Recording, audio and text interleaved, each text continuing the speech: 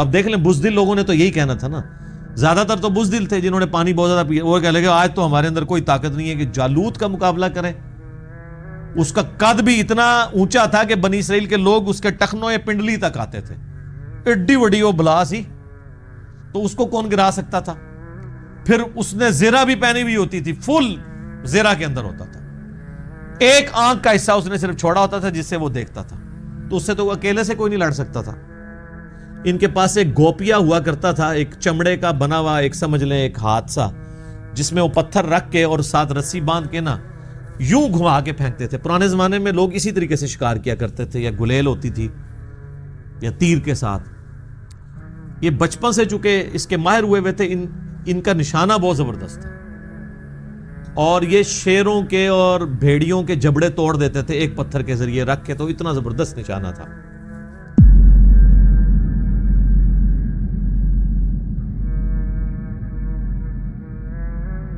اب جناب آیت نمبر 246 سورۃ البقرہ کی, اس سے آن ورڈ پارہ نمبر 2 کے کمپلیٹ ہونے تک 252 تک مسلسل طالوت اور جالوت کی جنگ, جو ایک سمجھ لیں غزوہ بدر ہے بنی اسرائیل کی ہسٹری کا, اس کا ذکر ہے. بخاری مسلم میں انہی آیات کی روشنی میں آتا ہے کہ غزوہ بدر میں بھی نبی الاسلام کے اصحاب جو ہیں وہ 310 سے کچھ اوپر تھے, یعنی 313, اور جو طالوت کے ساتھ جنہوں نے مل کے جہاد کیا جالوت کے خلاف, وہ بھی بنی اسرائیل میں مسلمان 313 تھے. الم تر الی الملأ من بنی اسرائیل من بعد موسیٰ, کیا تم نے نہیں دیکھا اس گروہ کو جو بنی اسرائیل سے تھا موسیٰ علیہ السلام کے بعد, یعنی وہی جو میں نے بتایا سرائے سینا میں جن کی وہ پوری پرورش ہوئی. ایک ان کے یعنی آباء و اجداد تھے اور ایک یہ لوگ تھے, اور اس کے بعد پھر 12 قبائل سے حکومتیں بنی, پھر کافروں نے ان پہ حملہ کر کے بنی اسرائیل کی 12 حکومتیں بھی ختم کر دیں, پھر دوبارہ زوال کا ان کے اوپر پیریڈ شروع ہو گیا. تو اب دوبارہ سے عروج کی طرف جانے کے لیے انہوں نے کہا اذ قالوا لنبی لہم, جب انہوں نے اپنے وقت کے پیغمبر سے کہا لہم ابعث لنا ملکا نقاتل فی سبیل اللہ, کہ آپ ہمارے لیے کوئی ایک ایسا امیر مقرر کر دیں کہ اس کی سرکردگی میں ہم اللہ کی راہ میں جہاد کریں, کوئی بادشاہ سپہ سالار مقرر کر دیں. اب یہاں سوال پیدا ہوتا ہے کہ یہ وقت پیغمبر کیوں نہیں سپہ سالار بنا؟ یہ ہمیں یعنی اس کانٹیکسٹ میں تورات میں ملتا ہے کہ یہ یعنی سیدنا تورات سے مراد اولڈ ٹیسٹمنٹ, جس میں اگلے انبیاء کے صاحب بھی ہیں, ورنہ صرف تورات کی بات کریں تو وہ تو اس واقعے کے بعد نازل ہوئی ہے. داؤد علیہ السلام تو بعد میں منظر عام پہ آئے. اولڈ ٹیسٹمنٹ میں جو سموئیل پیغمبر کے جو صحیفے ہیں نا, اس میں یہ ملتا ہے کہ یہ سموئیل پیغمبر تھے. تو انہی کے نام کے اوپر وہ آپ کے ویسٹ انڈیز کا جو پلیئر ہے سیمیل, تو یہ کرسچنز کے ہاں یہ نام چلتا ہے بنی اسرائیل کی ہسٹری میں, ہم اسے سموئیل کہہ دیتے ہیں اردو کے اندر. تو وہ جو سموئیل پیغمبر تھے وہ کافی بوڑھے ہو چکے تھے, تو ان کو کہا گیا کہ آپ کوئی مقرر کریں. ہمارے نبی علیہ السلام کے کیس میں بھی آپ دیکھیں, آپ علیہ السلام تو چند ایک میدان جنگ میں سامنے آئے نا, ادروائز آپ علیہ السلام خود تلوار لے کے تو میدان جنگ میں نہیں آتے تھے. صحابہ کرام تو یہ رسک نہیں لیتے تھے کہ آپ صلی اللہ علیہ وآلہ وسلم کو فرنٹ پہ لے کے آئیں. وہ تو آخری وقت تک, ایون غزوہ بدر کے موقع پہ بھی آپ کا خیمہ تو پیچھے لگا ہوا تھا, وہ تو احد کے اندر بھگدڑ مچ گئی تو کافر نبی علیہ السلام تک پہنچے. وہ ایک ایکسیپشنل کیس تھا. اس طریقے سے غزوہ حنین کے موقع پہ چونکہ 12,000 کا لشکر ہی تتر بتر ہو گیا, تو نبی علیہ السلام تو چونکہ لیڈر تھے تو آپ نے فرنٹ سے لیڈ کیا اور خود آگے گئے. اور پھر قرآن میں آتا ہے بس ایک مٹھی پھر آپ نے کنکریوں کی پھینکی تھی, وما رمیتا اذ رمیتا ولکن اللہ رما. تو وہ سارے کے سارے اندھے ہی ہو گئے سامنے. تو یہاں پر وہ پیغمبر بوڑھے ہو چکے تھے, تو ان سے ریکویسٹ کی گئی کہ آپ ایک کوئی ینگ سا سپہ سالار ہمارے لیے مقرر کریں, ہم اس کی سرکردگی میں مل کے تو دوبارہ سے اپنی کھوئی ہوئی جو سرزمین ہے شام کی وہ حاصل کر لیں. تو اب وہ پیغمبر کیا کہہ رہے ہیں؟ ظاہر ہے ان کی مینٹالٹی کو تو سمجھتے تھے نا. قال هل عسیتم ان کتب علیکم القتال الا تقاتلوا. ان کا ایسا نہ ہو کہ میں اللہ سے ریکویسٹ کروں اور وہ کوئی مقرر کر دے قتال تمہارے اوپر اور پھر تم قتال سے ہی منکر ہو جاؤ، کیونکہ تمہارے بزرگوں کی بھی پیچھے ہسٹری یہی ہے. یہی کیا تھا نا انہوں نے. حضرت موسیٰ علیہ السلام کو بھی چٹا جواب دے دیا تھا، تو وہ ان کے ذہن میں ہسٹری تھی. قالوا وما لنا الا نقاتل فی سبیل اللہ. وہ کہنے لگے کہ یہ کیسے ہو سکتا ہے بھلا کہ ہم جہاد سے منکر ہو جائیں. وقد اخرجنا من دیارنا وابنائنا. جبکہ ہمیں ہمارے گھروں سے نکال دیا گیا، ہماری اولادوں سے ہمیں محروم کر دیا گیا. ان پہ اتنے ظلم ہم پہ کافروں نے کیے ہیں، تو اب تو ہمارے پاس کوئی اور چارہ ہی نہیں ہے کہ ہم اپنی سرزمین دوبارہ سے حاصل کریں. لیکن سر یہ نعرے ہی ہوتے ہیں سر. پریکٹیکلی جب برا وقت آتا ہے نا تو معاملات کو لے کے چلنا بڑا مشکل ہو جاتا ہے. یہاں پہ بھی آپ دیکھیں کتنے لوگ گلے پھاڑ پھاڑ کے نعرے لگاتے ہیں، لیکن پریکٹیکلی جب دین پہ چلنے کی باری آتی ہے تو ان کے لیے چلنا مشکل ہو جاتا ہے. اور وہی ہوا. فلما کتب علیہم القتال. جب ہم نے ان پر قتال فرض کر دیا، تولوا الا قلیلا منہم. تو سب کے سب منہ پھیر گئے بجز چند لوگوں کے. واللہ علیم بالظالمین. اور اللہ تعالی خوب جانتا ہے ظالموں کو. یعنی کون سے مخلص لوگ تھے اور کون سے لوگ مخلص نہیں تھے، اللہ تعالیٰ خوب جانتا ہے. لیکن سر اس کے اگینسٹ ہمارے محبوب صلی اللہ علیہ وآلہ وسلم کو جو اصحاب ملے ہیں نا جی، ان کی کوالٹیز ایکسٹرا آرڈنری تھی. اور انہوں نے کسی موقع پر نبی صلی اللہ علیہ وآلہ وسلم کو پیٹھ نہیں دکھائی. ایک وقتی طور پر بھگدڑ کا مچ جانا غزوہ احد پہ یا حنین کے موقع پہ، یہ چند ایک چھوٹے چھوٹے واقعات ہیں. اوورال ایسا نہیں تھا. نبی صلی اللہ علیہ وآلہ وسلم کی مبارک زندگی میں سب سے مشکل جو جہاد تھا نا، جسے اللہ تعالیٰ نے خود قرآن میں جیش العسرہ کہا ہے، تنگی والا جہاد، وہ غزوہ تبوک تھا. کیونکہ مقابلے پر بھی اس وقت کی سب سے بڑی سپر پاور تھی، رومن امپائر تھی، اور 1.5 لاکھ کی ان کی فوج مکمل اکوپمنٹس کے ساتھ. اور یہاں پہ اکثر لوگ پیدل ہیں، اور اتنا لمبا سفر 700 کلومیٹر کا تبوک کا مدینہ شریف سے، پھر بھی انہوں نے استقامت دکھائی. 30,000 کے قریب لوگ نبی علیہ السلام کے ساتھ نکلے. لیکن یہاں پر ایسا نہیں ہوا. آپ دیکھیں کہ غزوہ بدر جب نبی علیہ السلام کے کیس میں ہوا ہے، تو وہاں پہ بھی آپ علیہ السلام نے جب مشورہ کیا ہے تو صحابہ کرام نے یہ کہا تھا کہ ہم موسیٰ کے اصحاب نہیں ہیں کہ ہم آپ کو پیٹھ دکھا دیں گے. ہم آپ کے آگے سے لڑیں گے، دائیں سے بائیں سے، یہاں تک کہ ہم قتل ہو جائیں. ہم اپنے دشمنوں کو آپ علیہ السلام کے قریب تک نہیں آنے دیں گے. یہی وجہ ہے کہ اللہ تعالیٰ نے قرآن حکیم میں اصحاب رسول صلی اللہ علیہ وآلہ وسلم کی توصیف بیان کی ہے.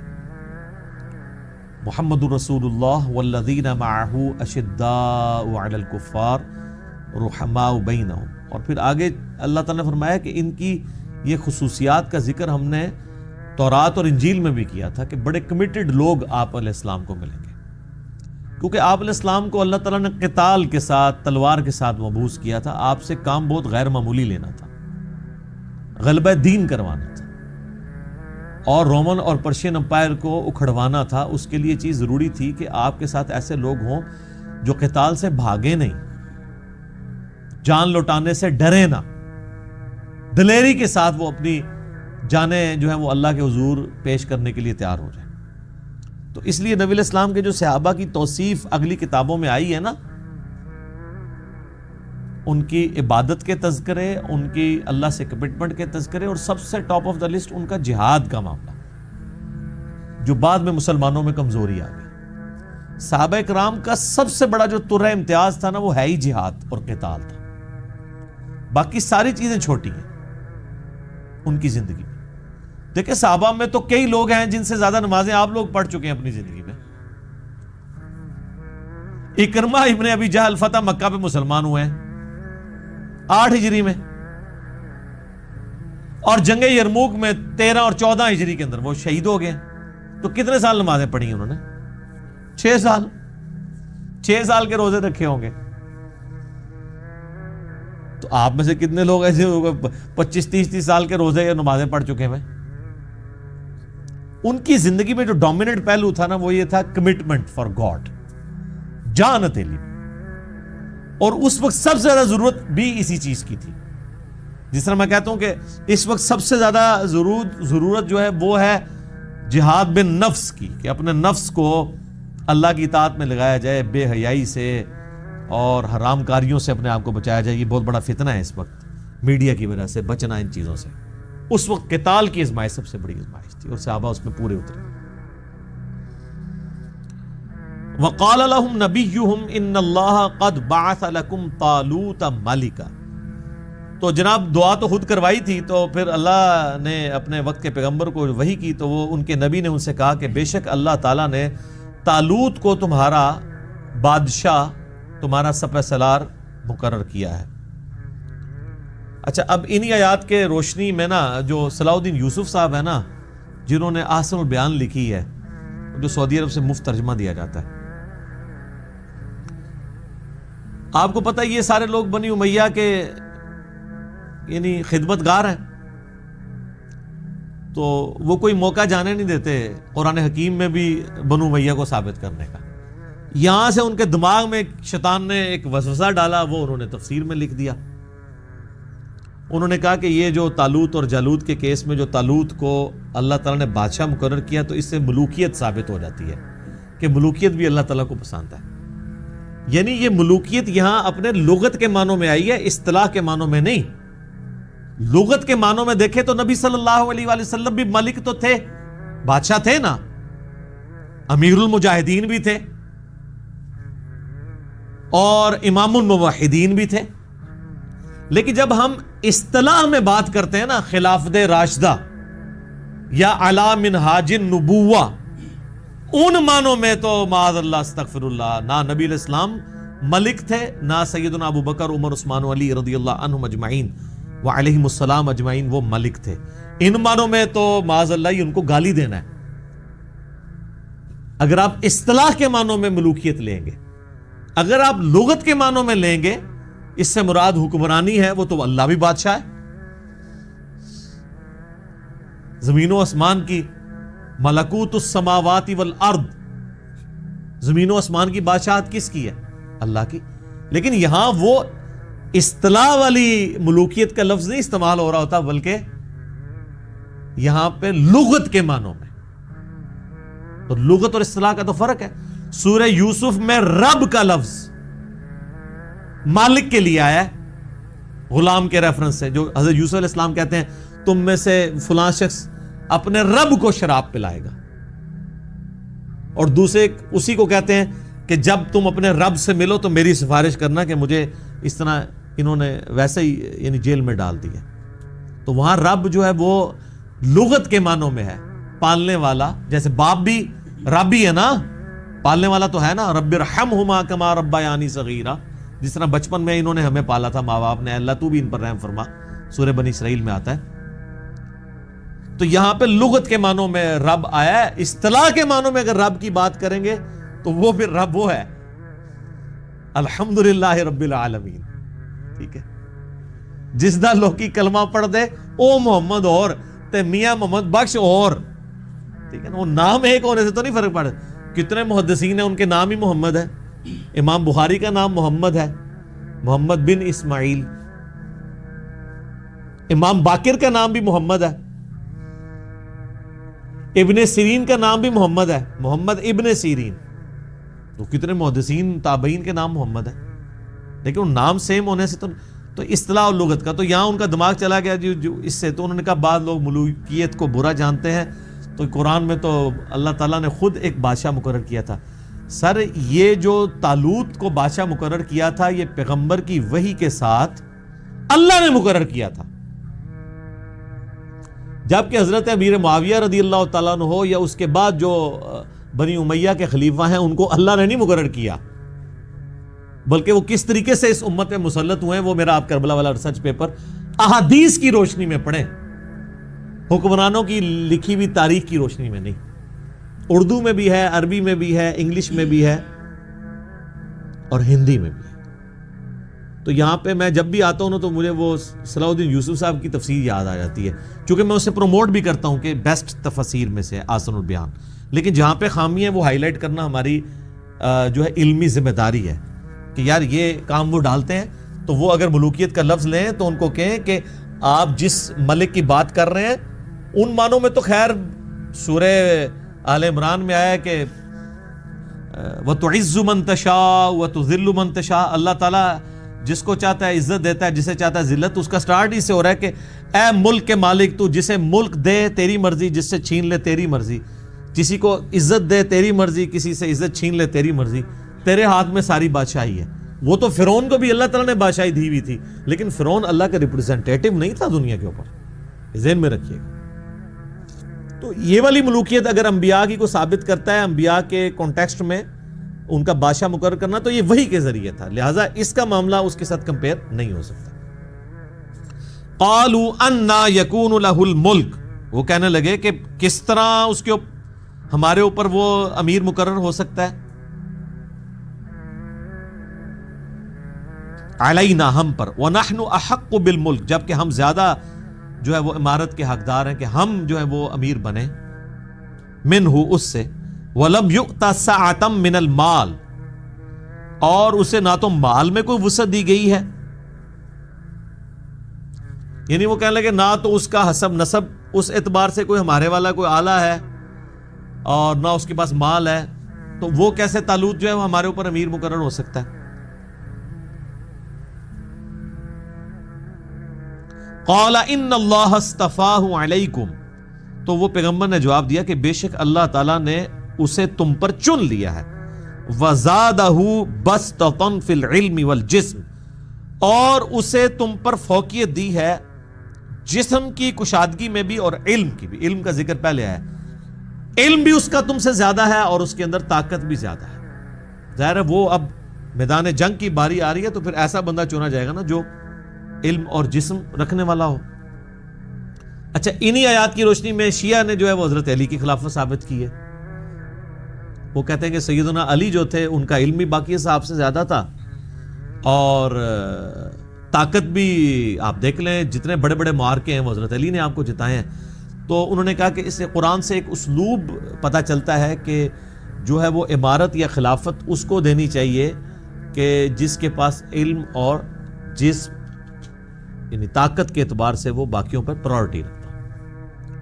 تو اگر یعنی ایک اصول اور مبادی کے طور پر دیکھا جائے تو بالکل ٹھیک ہے یہ بات ان کی، اور میرا تو موقف بھی ہے، میری تو ویڈیوز بھی ریکارڈڈ موجود ہیں کہ اگر نبی علیہ السلام کے بعد سیدنا علی کو خلیفہ چن لیا جاتا تو اس میں کوئی ایسی حرج والی بات بھی نہیں تھی، لیکن چونکہ نبی علیہ السلام کی تربیت ایسی تھی کہ آپ علیہ السلام نے جو جسے کہتے ہیں نا اقربا پروری، اس کو کبھی بھی اپنے قریب نہیں آنے دیا، اور بعض اوقات اس قسم کی چیزیں کسی اپنے قریبی کے حق میں وہ سمجھ لیں ڈیبٹ کے طور پہ بھی ثابت ہو جاتی ہیں، اور وہ حقدار بھی ہو تو اس حق سے پیچھے ہو جاتا ہے یا اسے کر دیا جاتا ہے۔ جو بخاری میں آتا ہے نا کہ حضرت عباس ابن عبد المطلب کہتے ہیں کہ آؤ رسول اللہ سے جا کے ہم مانگ لیتے ہیں خلافت میں کوئی حصہ۔ انہوں نے کہا رسول اللہ صلی اللہ علیہ وسلم نے اگر انکار کر دیا تو ان کی امت بنو ہاشم کو کبھی بھی خلیفہ نہیں بننے دے گی۔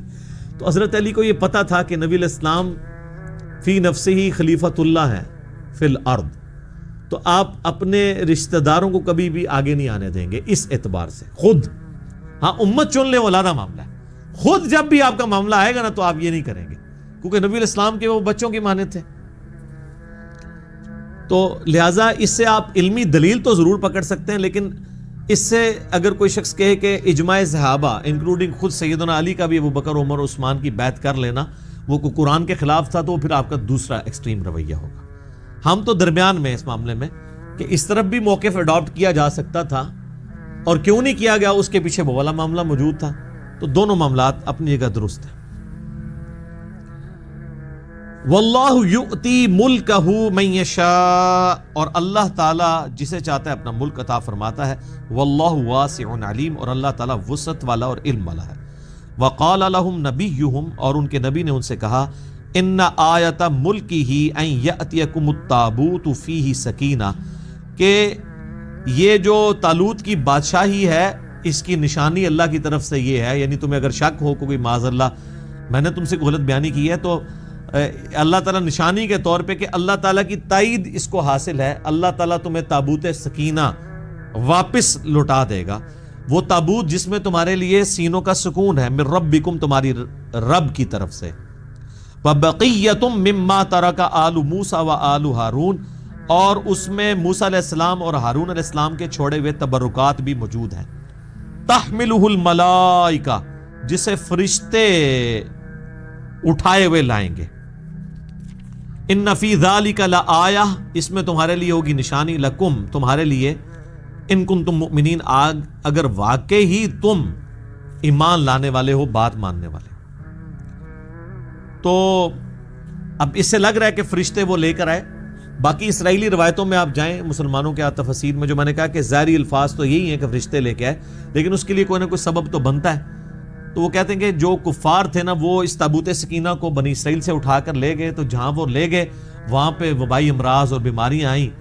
تو ان لوگوں کے دلوں میں اللہ نے یہ بات ڈالی ان کے کاہنوں کے ذریعے، جس طریقے سے بھی، کہ یہ اس تابوت کو یہ تمہارے لیے نوست کے طور پہ ایسے چھوڑ دو. تو انہوں نے ایک بہت بڑے جو گڈھا تھا، ایک سمجھ لیں بیل گاڑی، اس کے اوپر اس کو رکھا اور ہانک دیا کہ وہ جدھر بھی جائے ادھر نکلے. تو وہ فرشتے اسے ہانک کے بنی اسرائیل کے پاس واپس لے. حالانکہ یہ بڑی پرانی بات تھی کہ وہ لے گئے ہوئے تھے. تو ایگزیکٹ اسی موقع پہ جب طالوت کو اللہ تعالیٰ نے مقرر کیا، تو یہ پیغمبر نے پہلے ہی بتا دیا کہ بھائی، تو وہ فرشتے، ان ڈاکٹر صاحب کے موقع پہ فرشتے ہانک کے لائے ہیں. وہی کہتے ہیں جی وہ تعریف کر رہے ہیں قرآن میں، وہ فرشتوں سے انکار نہیں کر رہے. اہل حدیث کہتے ہیں نہیں، ظاہری الفاظ پہلے کہ فرشتے فزیکلی سامنے آئے. چلو اگر فزیکلی بھی آگے ہوں، اینڈ رزلٹ سیم ہی ہے، اس کے اوپر بحث نہیں کرنی چاہیے. اس طرح کی تعویلات میں پہلے بھی بول چکا ہوں. بہرحال وہ لے کر آگے. اس میں کیا تھا؟ حضرت موسیٰ علیہ السلام کا عصا تھا، جو آج کل یہ پھر دوبارہ سے کہہ رہے ہیں ہم، یعنی بیت المقدس کی توسیع کے اعتبار سے وہ کہہ رہے ہیں اس میں نیچے تہ خانوں کے اندر تابوت سکینہ موجود ہے. تابوت سکینہ پہ میرا الگ سے ایک کلپ ریکارڈڈ ہے، آلموسٹ 5 لاکھ کے قریب یوٹیوب پہ لوگ دیکھ چکے ہیں. آپ تابوت سکینہ لکھیں یوٹیوب کے اوپر، وہ ویڈیو کھل جائے گی. آج میں اتنی ڈیٹیل میں نہیں جاؤں گا، بس موٹی موٹی بات کر رہا ہوں. تو اس میں عصا موسوی تھا. وہ آج اگر یہودی حاصل بھی کر لیں تو وہ کچھ کر تو نہیں سکتے. وہ حضرت موسیٰ کے ہاتھ میں ہی تھا معجزہ. حضرت موسیٰ علیہ السلام کی جبہ مبارک، آپ کی مبارک جوتیاں، اور ایک بوٹل کے اندر جو من ان کے اوپر، من و سلوا، سلوا تو وہ پرندے تھے نا، جو وہ رات کے وقت شبنم کے قطرے نازل ہوتے تھے وہ جو ریگستان میں، اور وہ پھر میٹھی میٹھی بوندیاں یا وہ شکر کی گولیاں بن جاتی تھیں. وہ چند ایک تبرکات بزرگوں کے وہ چلتے آ رہے تھے. یعنی یہ وہ اصل والے تبرکات، نبیوں والے، تو وہ اس کے اندر موجود تھے. اور بنی اسرائیل کا یہ عقیدہ تھا کہ جس جنگ میں ہمارے پاس اگر یہ ہوگا تو ہمیں فتح نصیب ہو جائے گی. لیکن دیکھ لیں وہ آ بھی گئے، پھر بھی لڑنے کے لیے تھوڑے لوگ ہی گئے ہیں. اب وہ جناب کنکلوڈنگ آیات آ رہی ہے. فلما فصل طالوت بالجنود، جب طالوت علیہ السلام اپنی فوج کے ساتھ روانہ ہوئے تو انہوں نے اپنی اس فوج کو کہا، قال ان اللہ مبتلیکم بنہر، ان قریب اللہ تعالیٰ تمہیں ایک پانی کی نہر کے ذریعے آزمائے گا. فمن شرب منہ فلیس منی، تو جس نے وہاں سے پیٹ بھر کے پانی پی لیا تو وہ مجھ سے نہیں ہوگا. ومن لم یطعمہ فانہ منی، اور جس نے پانی نہ پیا وہ مجھ سے ہوگا. الا من اغترف غرفۃ بیدی، ہاں اگر ایک پانی کا چلو سے جتنا پانی جو تھوڑا سا پی سکتے ہو، 1-2 چلو، اس کی اجازت ہے. ظاہر ہے وہ اتنا ٹف سفر کر کے آئے تھے اور پیاس سخت لگی ہوئی تھی. اب وہ اگر اونٹوں کی طرح پانی پینا شروع کر دیتے تو آگے جنگ انہوں نے کیا لڑنی تھی. کہتے نا بھوکھا شیر جڑا صحیح لڑتا ہے. تو اگر پانی پی لے تو بندہ، جس طرح آپ بھی افطاری کے بعد جب 3-4 گلاس پھڑکا جاتے ہیں ادھر ہی گر جاتے ہیں نا. تو اللہ تعالیٰ نے آزمایا کہ پیاس بھی تھی لیکن پانی بس اتنا کہ جسے کہتے ہیں کلی کرنے کے برابر، تھوڑا سا ایک حلق تر کرنے کے لیے، کیونکہ آگے جنگ کرنی ہے. اب اتنی پیاس ہے تو پیو گے تو پھر تو بیٹھ ہی جاؤ گے ادھر. بس وہی ہوا. فشربوا منہ الا قلیلا منہ، تو اکثریت نے پانی گھٹا گھٹ پی لیا، چند لوگوں نے، اور وہ بخاری میں آتا ہے 313 لوگ تھے، جس طرح صحابہ بدر 313 تھے، انہوں نے جو ہے نا وہ، لیکن وہ 313 نے پھر کایا کلب کر دی۔ آج لاکھوں کے اجتماعات ہو رہے ہیں دنیا میں، کوئی فرق نہیں پڑ رہا، یہ فرق ہے، وہ 313 نہیں ہے۔ فلما جاوزہ ہوا والذین آمنوا معہ، جب وہ اس نہر کو عبور کر کے جو ہے وہ طالوت کے ساتھی آمنا سامنا ہوا ان کا جالوت کے ساتھ، قالوا لا طاقت لنا اليوم بجالوت وجنودہ۔ تو اب دیکھ لیں بزدل لوگوں نے تو یہی کہنا تھا نا، زیادہ تر تو بزدل تھے جنہوں نے پانی بہت زیادہ پیا، وہ کہہ لگے آج تو ہمارے اندر کوئی طاقت نہیں ہے کہ جالوت کا مقابلہ کریں۔ اس کا قد بھی اتنا اونچا تھا کہ بنی اسرائیل کے لوگ اس کے ٹخنوں یا پنڈلی تک آتے تھے، ایڈی بڑی وہ بلا سی، تو اس کو کون گرا سکتا تھا؟ پھر اس نے زیرہ بھی پہنی ہوئی ہوتی تھی، فل زیرہ کے اندر ہوتا تھا، ایک آنکھ کا حصہ اس نے صرف چھوڑا ہوتا تھا جس سے وہ دیکھتا تھا، تو اس سے تو اکیلے سے کوئی نہیں لڑ سکتا تھا، اور پھر اتنا بڑا لشکر۔ قال الذین یظنون انہم ملاقو اللہ، لیکن وہ لوگ جنہیں یہ یقین ہے کہ مر کے اپنے رب کے پاس جانا ہے، وہ جو 313 تھے، وہ کہنے لگے کم من فئۃ قلیلۃ غلبت فئۃ کثیرہ باذن اللہ۔ اور کئی دفعہ ہوا ہے کہ چھوٹی سی جماعت نے بہت بڑے لشکر کو اللہ کے اذن سے شکست دے دی ہے، یا یہ تم کیا بات کر رہے ہو کہ اس کو ہم شکست نہیں دے سکتے؟ واللہ مع الصابرین، اور اللہ تعالیٰ صبر کرنے والوں کے ساتھ ہے۔ ولما برزوا لجالوت، جب جالوت سے ان کا مقابلہ ہوا، گولیت اس کا آپ کو بائبل میں یعنی اولڈ ٹیسٹمنٹ کے اندر آپ کو یہ نام مل جائے گا، وجنودہ، اور اس کی فوج کے سامنے، تو اہل ایمان نے کہا قالوا ربنا افرغ علینا صبرا، اے اللہ ہم پہ صبر انڈیل دے، وثبت اقدامنا، اور ہمارے پاؤں کو مضبوط کر دے، فانصرنا علی القوم الکافرین، اور ہمیں کافروں کے مقابلے پہ مدد عطا فرما، آمین۔ سر یہ دعا غزوہ بدر سے پہلے یہ نازل ہوا ہے سب کچھ، تو مسلمانوں کو بھی اللہ نے دعا سکھا دی تھی کہ تمہارے اوپر بھی بدر والا معاملہ آنے والا ہے، تو تم نے یہی دعا مانگنی۔ پھر صحابہ کرام نے یہی دعا مانگی اور اللہ تعالیٰ نے مسلمانوں کو بھی فتح دی۔ فَهَزَمُوهُمْ بِإِذْنِ اللَّهِ، پس انہوں نے شکست دے دی اللہ کے اذن سے جالوت کی قوم کو اور اس کی فوج کو۔ وَقَتَلَ داود جالوت، اور داؤد نے جالوت کو قتل کیا۔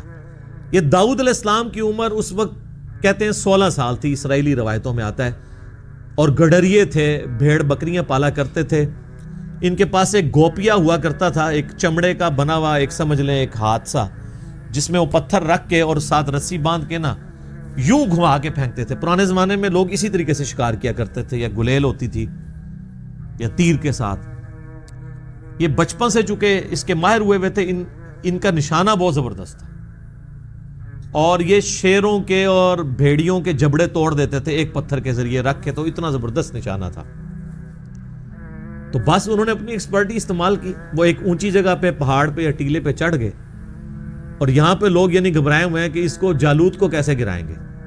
انہوں نے کہا اس نامختون کا جو انجام میرے ہاتھوں ہوگا۔ یعنی یہ بنی اسرائیل کے لوگ اپنے مخالفین کے لیے ایک نٹوریس ورڈ کے طور پہ استعمال کرتے تھے کہ ہم ابراہیمی ختنے کرواتے ہیں اور یہ نامختون ہے۔